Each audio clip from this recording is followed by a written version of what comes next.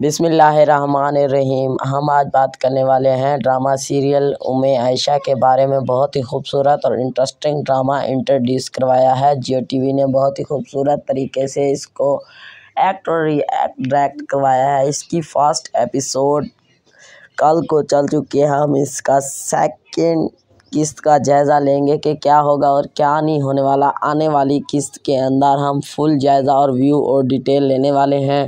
جڑے رہیے اردو کور کی ویڈیو کے ساتھ۔ چینل پر اگر آپ نئے ہیں تو چینل کو کر لیجئے سبسکرائب اور بیل آئیکن بھی دبا لیجئے تاکہ نئے آنے والی ویڈیو کا نوٹیفیکیشن آپ دوستوں کو مل سکے۔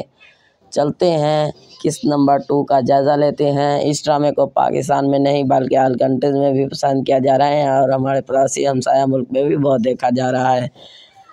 اس ڈرامے کو جو ڈائریکٹ اور ریئیکٹ کرنے والے ہیں بہت ہی خوبصورت۔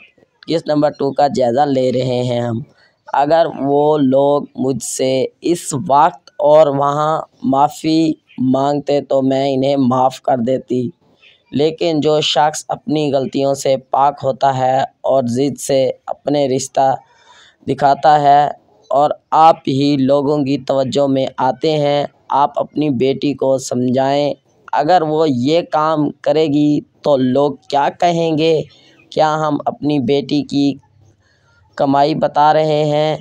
اللہ اور اس کے رسول صلی اللہ علیہ وسلم نے کبھی دوسروں کو کام کرنے سے منع نہیں کیا، پھر تم لوگوں کا خیال کیوں رکھتے ہو؟